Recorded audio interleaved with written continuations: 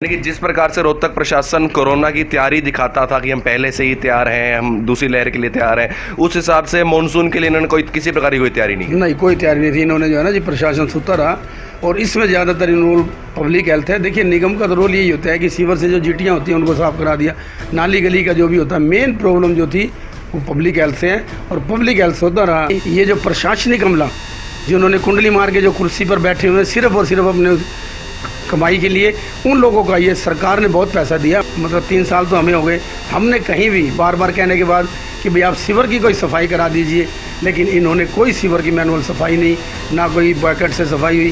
कहते हैं ये नहीं लग सकती है, बहानेबाजी इनकी है।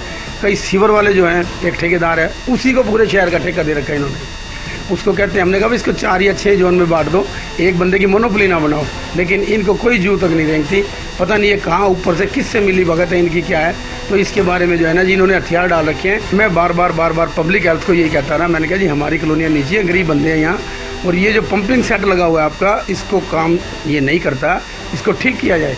लेकिन इन लोगों को ना कोई जू तक नहीं देंगी। लेकिन इन्होंने कुछ भी नहीं किया, नथिंग। यहाँ तक कि जब ये बारिश आई है, वहाँ पर जो ऑपरेटर था वो भी नहीं था, डिस्पोजल का ताला लगा हुआ था। लेकिन हम इनको बख्शेंगे नहीं, चाहे इनको यहाँ से कहीं भी बजाना पड़े, इनको हम भगा के छोड़ेंगे। और जो पैसा सरकार का इन्होंने बर्बाद किया है उसकी वसूली करके छोड़ेंगे। तो आप खुद सिस्टम का हिस्सा हैं, आप धरना देने की बात कर रहे हैं। आप ही नहीं, जितने भी पार्षद हैं जब तक जिनसे अब तक मिल चुके हैं, सभी इसी तरह की बात कर रहे हैं। तो ऐसे सिस्टम का हिस्सा होने का क्या फ़ायदा? नहीं, सिस्टम का ये होगा कि वो तो जगेगी, कम से कम प्रशासन तो जागेगा। अब डीसी साहब को पता लगेगा कि भाई किसको, किस अधिकारी को कहाँ बिठाया उन्होंने। उनसे डिटेल आज लेनी चाहिए। इनका कहाँ जाता है वो डीजल जो पंप सेटों में लगाते हैं, वो डीजल बेचते हैं, क्या करते हैं? ये कहते हैं हमारे पंप इतने चलते हैं, कब चले हैं वो पंप? ये बताएं, आपके वार्ड में आपने खुद अपनी आंखों से सीवर साफ करते हुए कब देखा है? नहीं, सीवर तो जैसे कंप्लेंट आती है हम करते हैं, लेकिन रेगुलर सफाई जो हम पब्लिक हेल्थ को बार बार कहते हैं, बारिश के हिसाब से हाँ, नहीं हुआ। ये जो नाला साफ अब हुआ है, ये कितने टाइम बाद हुआ है? ये देखो जी, मतलब समझो कि 3 साल तो मुझे भी हो गया अभी जो पार्षद है। इससे पहले कब हुआ, क्या नहीं हुआ, लोगों ने एक्नॉलेजमेंट कर रखी है, क्या कर रखा है। आपने खुद नहीं देखा इन 3 साल में? लेकिन क्या था, ये कहीं कहीं बीच में निकालते थे और चले जाते थे। रूटीन में जो है ना नाला साफ नहीं हुआ, ये मैं कहता हूँ। और साथ ही सुरेश कि आज जो भूपेंद्र हुड्डा ये कहता है कि इस कॉलोनी को डबो दिया गया। मैं पूछना चाहता हूँ भूपेंद्र हुड्डा से, जब उनकी सरकार में करतारी देवी मंत्री थी, सबसे पहले तालाब को घेरने का काम उन्होंने किया, उन्होंने यहाँ प्लाट काटे गए, उस टाइम ये कहाँ थे? आज ये कहते हैं कि भाई इनकी वजह से नाकामी हुई है। मैं कहता हूँ ये सबसे पहले देन कांग्रेस की थी। नमस्कार, डिजिटल भूमि में मैं सौरभ आपका स्वागत करता हूँ। जैसा कि आप सब जानते हैं, रोहतक में जो समस्याएं हैं, और बारिश के बाद तो अलग ही लेवल की समस्याएं उत्पन्न हो गई हैं, जिसके मद्देनज़र हम अलग अलग वार्ड में उनके एमसी से जाके मिल रहे हैं। तो अभी हम मौजूद है वार्ड 6 में, और हमारे साथ मौजूद है यहाँ के पार्षद सुरेश किराड़ जी। तो सबसे पहले आपका बहुत बहुत स्वागत है सुरेश जी। नमस्कार जी। तो आप ये बताइए कि अभी जैसे बारिश आई, मेरे ख्याल से पूरे रोहतक शहर में सबसे ज़्यादा समस्या आपके वार्ड में हुई। इतना जल भराव था और पानी रोड से आपके वार्ड में ऐसे घुस रहा था जैसे कोई झरना हो। तो इसका क्या कारण है सुरेश जी? देखिए जी, हमने बार बार जब भी मीटिंग होती थी पब्लिक हेल्थ को, एससी को, एक्शन को, यहाँ तक कि जेई और नीचे जो ऑपरेटर होते हैं उनको बार बार मैं यही कहता रहा। मैंने कहा भाई हमारी कॉलोनी नीची है, क्योंकि नेचुरल फ्लो था इस तरफ। यहाँ किसी टाइम तालाब होता था, उस तालाब को हटाने का काम किया। आज जो भूपेंद्र हुड्डा ये कहता है कि इस कॉलोनी को डबो दिया गया। मैं पूछना चाहता हूँ भूपेंद्र हुड्डा से, जब उनकी सरकार में करतारी देवी मंत्री थी, सबसे पहले तालाब को घेरने का काम उन्होंने किया, उन्होंने यहाँ प्लाट काटे गए, उस टाइम ये कहाँ थे? आज ये कहते हैं कि भाई इनकी वजह से नाकामी हुई है। मैं कहता हूँ ये सबसे पहले देन कांग्रेस की थी। इन्होंने उस तालाब को ख़त्म किया, बिल्डरों ने इसको बेचा गया। और मैं बार बार पब्लिक हेल्थ को यही कहता रहा। मैंने कहा जी हमारी कॉलोनियाँ नीचे हैं, गरीब बंदे हैं यहाँ, और ये जो पंपिंग सेट लगा हुआ है आपका, इसको काम ये नहीं करता, इसको ठीक किया जाए। लेकिन इन लोगों को ना कोई जू तक नहीं देंगी। लेकिन जो पब्लिक हेल्थ की वजह से हमारी जो इज्जत ख़राब हुई है, मैं कहता हूँ पब्लिक हेल्थ के ऊपर केस डालना चाहिए, और पब्लिक हेल्थ को जिन लोगों का नुकसान हुआ है उसकी भरपाई करनी चाहिए।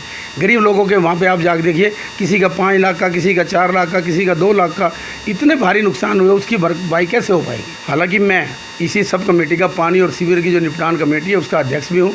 उसके अध्यक्ष होने के नाते हर मीटिंग की, एक जनरल बॉडी की मीटिंग से अलग हम मीटिंग लेते थे। इनको बार बार कहते थे भाई पानी और सीवर की बड़ी समस्या है पूरे शहर के अंदर। और मैं ये कॉलोनी जो अपना गुरु नानकपुरा, कृष्णा कॉलोनी, महावीर कॉलोनी और संजय नगर साथ लगता है, इन 5 कॉलोनियों के बारे में मैंने इनको बार बार अवगत कराया कि जी ये इधर से कॉलोनियाँ जो हैं नीचे आ गई हैं, झील में हैं, और इनके बारे में कोई ना कोई समाधान किया जाए। ये बार बार बरगलाते, हम यहाँ पे पॉपलाइन आए जी, इसको गहरा कर देंगे जी, इसको ये कर देंगे जी। लेकिन इन्होंने कुछ भी नहीं किया, नथिंग। यहाँ तक कि जब ये बारिश आई है वहाँ पर जो ऑपरेटर था वो भी नहीं था, डिस्पोजल का ताला लगा हुआ था। जब वहाँ लोग पहुँचे तो डिस्पोजल का ताला था और हमें कहते रहे मोटर चल रही है जी। वहाँ एक मोटर थी सिंगल।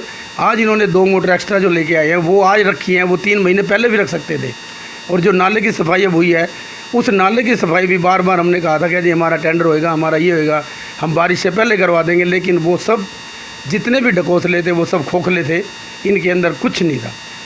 कहने को बार बार हमें बरगलाते रहे हम ये कराएंगे जी, लेकिन जो पब्लिक हेल्थ की वजह से हमारी जो इज्जत ख़राब हुई है, मैं कहता हूँ पब्लिक हेल्थ के ऊपर केस डालना चाहिए और पब्लिक हेल्थ को जिन लोगों का नुकसान हुआ है उसकी भरपाई करनी चाहिए। गरीब लोगों के वहाँ पे आप जाकर देखिए, किसी का 5 लाख का, किसी का 4 लाख का, किसी का 2 लाख का, इतने भारी नुकसान हुए, उसकी भरपाई कैसे हो पाएगी। तो सुरेश जी, अभी तक हम जितने भी एमसी से मिले हैं सभी की ये समस्या है कि अधिकारी नहीं सुन रहे हैं या अधिकारी काम नहीं कर रहे हैं। ऐसा क्यों है? देखिए, जो पुरानी परंपरा है कांग्रेस के टाइम पे जो चलता था, ये उसी डर्रे पे चले हुए हैं। लेकिन इनको ये नहीं पता सरकार हमारी पैसा भेजती है पब्लिक के लिए कि भाई पब्लिक के काम हो, पब्लिक उसको वो करे। लेकिन जो कर्मचारी बैठे हैं इनको पता नहीं किसके बकाए में है, क्या चाहते हैं, ये क्या करना चाहिए क्या नहीं। पब्लिक के इंटरेस्ट के लिए हम बने थे, पब्लिक ने हमें बनाया। हमारा दायित्व है कि हम पब्लिक की सेवा करें। अगर इसी प्रकार ये रहा तो हम अपने पद से रिजाइन भी देने के लिए तैयार हैं। अगर ये प्रशासन नहीं सुनेगा तो हम धरना भी देंगे, प्रदर्शन भी करेंगे। और 4-4 फुट पानी के अंदर जो इन्होंने किया है वहाँ कोई नहीं आया। इनके लिए डीजल हमने मुहैया कराया। रात को पाइप जो बोलते हैं सूंडवा, जिससे पानी निकाला गया, वो हमने मुहैया कराया। तो किस चीज़ का डिपार्टमेंट है ये? कहाँ थे वो ऐसी एक्शन? वो शाम को जब पानी निकल गया अगले दिन आके हमारे को कहते हैं कोई बात नहीं जी, कराएंगे। क्या समाधान कराएंगे? हम चाहते हैं इस कॉलोनी के अंदर इसका परमानेंट अगर सोल्यूशन होगा तो ठीक है, नहीं तो हम इनके प्रदर्शन करेंगे, धरना देंगे, इनके घरों पे जा कर के बैठेंगे, इनके ऑफिस के आगे। अगर इसका समाधान नहीं हुआ इसी 1-2 महीने के अंदर तो हम इस्तीफा तक देने के लिए तैयार है। और आज हमारी मीटिंग है, हम मीटिंग के अंदर पूरे ज़ोर शोर से यही मुद्दा उठाएंगे कि इन्होंने किसी की नहीं सुनी। आज तक रूटीन में कभी भी, मतलब 3 साल तो हमें हो गए, हमने कहीं भी बार बार कहने के बाद कि भाई आप सीवर की कोई सफाई करा दीजिए, लेकिन इन्होंने कोई सीवर की मैनुअल सफाई नहीं, ना कोई बकेट से सफाई हुई। कहते हैं ये नहीं लग सकती है, बहानेबाजी इनकी है। कई सीवर वाले जो हैं, एक ठेकेदार है, उसी को पूरे शहर का ठेका दे रखा है इन्होंने। उसको कहते हैं, हमने कहा इसको 4 या 6 जोन में बांट दो, एक बंदे की मोनोपोली ना बनाओ। लेकिन इनको कोई जू तक नहीं रेंगती। पता नहीं ये कहाँ ऊपर से किससे मिली भगत है इनकी, क्या है। तो इसके बारे में जो है ना जी, इन्होंने हथियार डाल रखे हैं। ये पब्लिक हेल्थ किसी की नहीं सुनता, मेरी नहीं, आप पूरे वहाँ जाके पता कर लेना, पूरे हाउस के अंदर।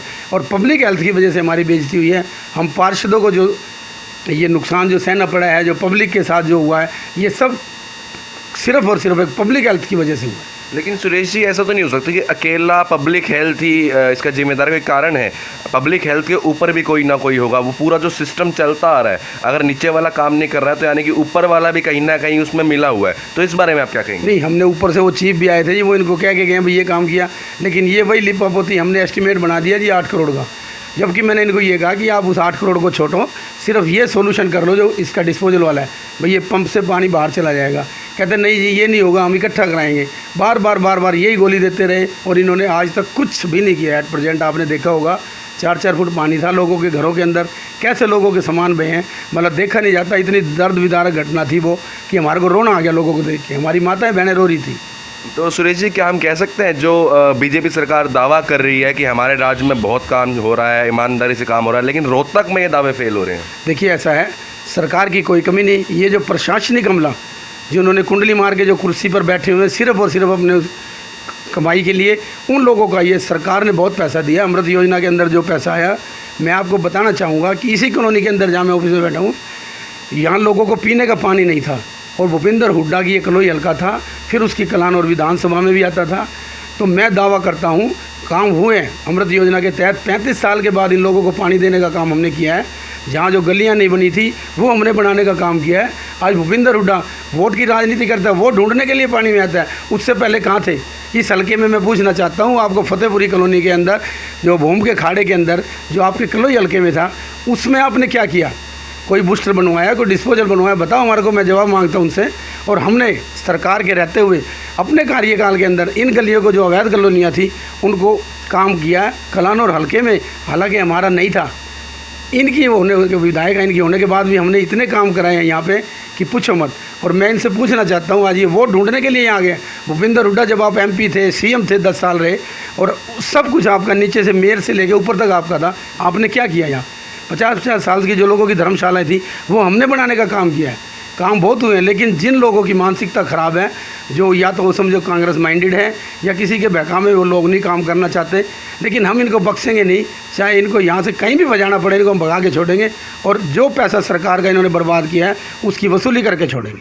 लेकिन सुरेश जी, अमृत योजना पे ही अगर हम आते हैं तो आप ही के सांसद हैं जो वो भी इसमें भ्रष्टाचार के आरोप लगा रहे हैं।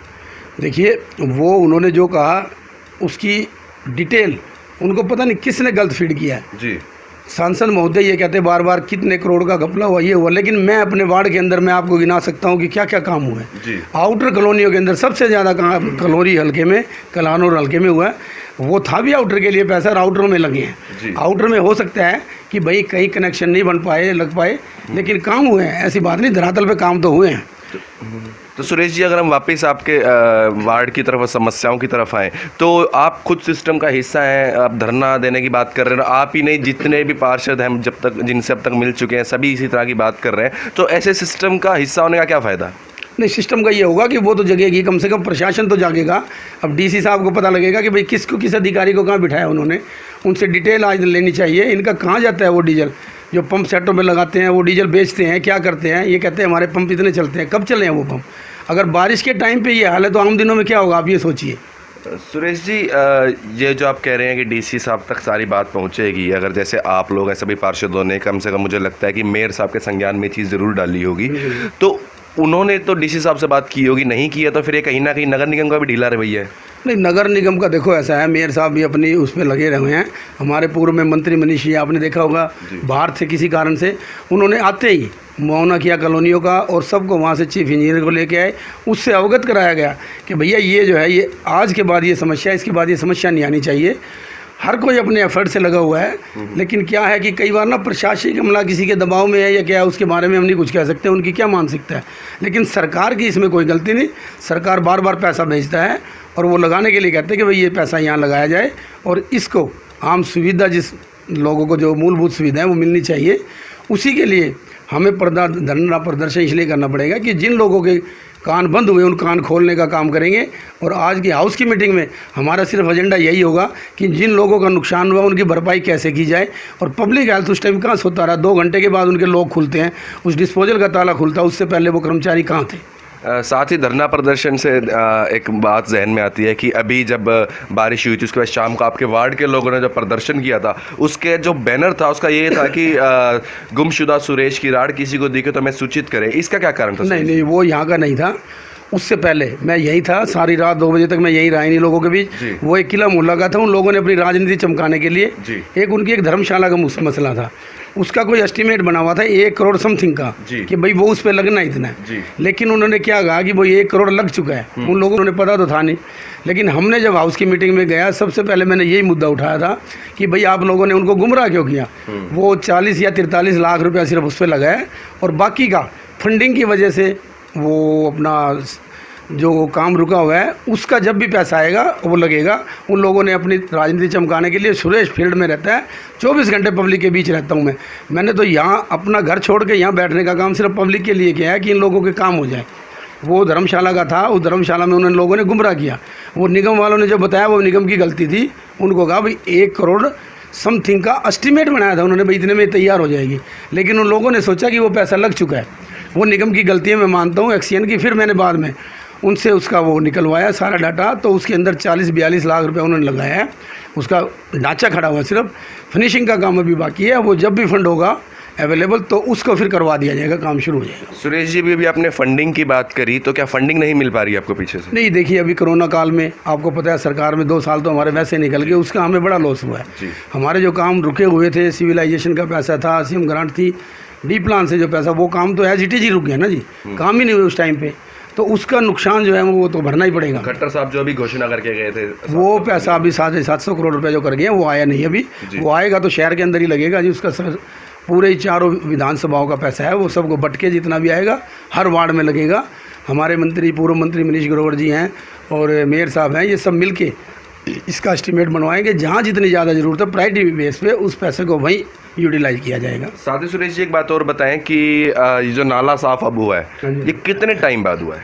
ये देखो जी, मतलब समझो कि 3 साल तो मुझे भी हो गया अभी जो पार्षद है। इससे पहले कब हुआ क्या नहीं हुआ, लोगों ने एक्रोचमेंट कर रखी है, क्या कर रखा है आपने खुद नहीं देखा इन 3 साल में। लेकिन क्या था, ये कहीं कहीं बीच में निकालते थे और चले जाते थे, रूटीन में जो है ना नाला साफ नहीं हुआ, ये मैं कहता हूँ। और साथ ही सुरेश जी ये बताएं, आपके वार्ड में आपने खुद अपनी आंखों से सीवर साफ करते हुए कब देखा है? नहीं, सीवर तो जैसे कंप्लेंट आती है हम करते हैं, लेकिन रेगुलर सफाई जो हम पब्लिक हेल्थ को बार बार कहते हैं, बारिश के हिसाब से हाँ नहीं हुआ। हम बार बार पब्लिक हेल्थ को कहते रहे कि आप ये रेगुलर सफाई कराइए, ये नौबत नहीं आएगी। वो कहते थे कि हम बकेट लगाएंगे, ये लगाएंगे। तो इन्होंने एक पिछले साल तो गुहाने अड्डे से पीछे कराया था, लेकिन इस तरफ गुहाने अड्डे से सुखपुरा चौक की तरफ जो आता है, इधर इन्होंने सफाई नहीं कराई। एससी से भी मैं कह चुका हूँ, एक्शन से भी कह चुके हैं कि भैया ये प्रॉब्लम है और ये आएगी, और वो इन्होंने करके दिखा दिया, जिसका हमें डर था वही बात थी। तो सुरेश जी आपने पिछले साल की बात करी, लेकिन आपको ध्यान हो सितंबर 2021 पिछले साल भी ऐसी ही भयंकर बारिश हुई थी, और उस वक्त भी जो रोहतक था डूब गया था, आपके वार्ड में भी समस्याएं आई थी। उसके बाद शायद वो सीवर साफ किए होंगे, लेकिन इस बार मानसून की तैयारी नहीं की गई, ये बात आप मानते हैं? बिल्कुल मानते हैं जी, कुछ नहीं किया इन्होंने। ये तो सोते रहे, इनको क्या पता था ये बारिश आएगी नहीं आएगी, लेकिन हमने अपनी तरफ से इनको अलर्ट किया था कि भैया ये कॉलोनियाँ हैं और ये डूबेंगी, और आपने डुबो के रखा दिया। यानी कि जिस प्रकार से रोहतक प्रशासन कोरोना की तैयारी दिखाता था कि हम पहले से ही तैयार हैं, हम दूसरी लहर के लिए तैयार हैं, उस हिसाब से मानसून के लिए इन्होंने किसी प्रकार की कोई तैयारी नहीं कोई तैयारी नहीं थी। इन्होंने जो है ना जी, प्रशासन सुता रहा, और इसमें ज़्यादातर रोल पब्लिक हेल्थ है। देखिए, निगम का तो रोल यही होता है कि सीवर से जो जीटियाँ होती हैं उनको साफ़ करा दिया, नाली गली का जो भी होता है। मेन प्रॉब्लम जो थी वो पब्लिक हेल्थ से है, और पब्लिक हेल्थ होता रहा लोग इन्होंने, मैं बता तो रहा हूँ आपको, पीछे भी वही हुआ और आज भी वही समस्या थी। इनके ऑपरेटर वहाँ नहीं मिले, नदारद थे जी। अगर ऑपरेटर वहाँ होता, मोटर को आहिस्ता आहिस्ता चलाते, चाहे वो 1 थी या 2 थी, तो पानी थोड़ा थोड़ा निकलता रहता। और उन्होंने मोटर, जब बारिश का पानी आ गया और नेचुरल फ्लो सारा पानी इधर आया, मोटर डूब गई। इन्होंने हाथ खड़े कर दिए कि जी हमारी मोटर नहीं चल सकती। तो ये तो इन्होंने सोचना चाहिए था ना भाई, उसको कैसे चलाना, क्या करना क्या नहीं करना। तो आप लोग जो आपके संबंधित उच्च अधिकारी हैं उनसे बात करके इन अधिकारियों को क्यों कुछ नहीं करवाते जो पब्लिक हेल्थ में बैठे? नहीं, हमने किया है उनको, वो कहते हैं हम करेंगे। मैं तो कहता हूँ इनको टर्मिनेट किया जाए जी, इन लोगों को यहाँ से भगाया जाए, तो इनको मेवात के अंदर कहीं भेजा जाए, या इनको बिल्कुल ही घर बिठा दिया जाए। क्योंकि लोगों का देखिए ना, आप चल के एक बार, इसके बाद आज हमारी मीटिंग है, तो बाहर जाके भी यही हाल करेंगे। हाँ बिल्कुल नहीं, इनके खिलाफ एक्शन लेना चाहिए, बिल्कुल सख्त एक्शन लेना चाहिए कि ये तो यहाँ नहीं तो और कहीं जाएंगे, वहाँ भी यही मचाएंगे। तो इनके खिलाफ एक्शन लेना चाहिए, बिल्कुल चाहिए एक्शन लेना। तो इससे पहले कि हम इस वीडियो को समाप्त करें, आपका कोई मैसेज प्रशासन को? नहीं, मेरा मैसेज तो ये है जी प्रशासन से, भाई अब भी कुछ नहीं हुआ, अभी तो पहली बारिश थी है। अगर ये अब भी जाग जाते हैं लोगों को, अगर लोगों के प्रति इनमें कोई है कि भाई हम एक नैतिकता के हिसाब से काम करें, तो अभी बहुत टाइम पड़ा हुआ है। अभी तो ये फर्स्ट बारिश थी, आपने देखा होगा, उसके बाद तो 2 महीने की बारिश है, पूरा मानसून पड़ा है। अगर हो सकता है इससे भी ज़्यादा बारिश आए, तो अगर इनके अंदर कोई नैतिकता है, कोई इनको शर्म आती है, तो उसको टाइम से पहले इसको अपना ठीक ठाक करें जो सिस्टम है, और उसके बाद जो होगा वो देखा जाएगा। साथ ही सुरेश जी, आपसे हमारी भी एक अपील रहेगी डिजिटल भूमि के माध्यम से, क्योंकि देखो बारिश का मौसम आ चुका है। अगर आपके वार्ड में कहीं पे सड़कों पे गड्ढे वगैरह हैं, तो उन पे पैच वर्क अगर हो सके तो आप ज़रूर करवा दें, क्योंकि पानी जब जल भराव हो जाता है तो जो 2 व्हीलर चालक होते हैं ना, उनको खड्डे दिख नहीं पाते हैं, जिससे कोई बड़ी दुर्घटना हो सकती है। तो ये काम आप जरूर करवा दीजिएगा। जरूर करवाएंगे जी। देखो अभी बारिश है, बारिश में पैच वर्क लग नहीं सकता, उसको वैसे टेम्परेरी खड्डे भरवाने की कोशिश करेंगे। हमने पीछे भी कराया था, तो पीछे निगम ने ना, ये फिर बारिश आ गई, टेंडर था भाई ये खड्डे भरवाने के लिए, कोई कुछ पैसा आया था सीएम अनाउंस से, वो अभी लग नहीं पाया। ठीक है, तो मेन रोडों को हमें ही पता है समस्या बड़ी है, कहीं खड्डे हुए पड़े हैं, कोई मान लो ऑटो जाती है, पानी के टाइम पे नज़र नहीं आता खड्डा, वो पलट सकती है जी। और हुए भी ऐसे हादसे, मैं ये नहीं कहता कि नहीं हुए, ये ऐसे हादसे तो खड्डे हुए से बिना बारिश के भी होते हैं। तो इसके बारे में हम जरूर उठाएंगे, ये भी आवाज़ उठाएंगे, और आज जो समस्या है उसके बारे में हो सकता है कि मीटिंग की कार्रवाई आगे ना चले, सबसे पहले इसी के मुद्दे पर लगेगी। तो मैं आपका धन्यवाद करना चाहूँगा, और आप हमारी ना जितनी भी आवाज़ है इनको ऊपर तक पहुँचाएं, और हम आपके साथ हैं, हम पब्लिक के साथ हैं। पब्लिक ने हमें चुन के भेजा है, हम पब्लिक की कहीं भी अगर ज़रा सी भी कोई दिक्कत आती है तो हम उनके साथ खड़े हैं। तो ये थे सुरेश किराड़, वार्ड नंबर 6 के पार्षद। तो इसी के साथ जुड़े रहें डिजिटल भूमि के साथ। धन्यवाद।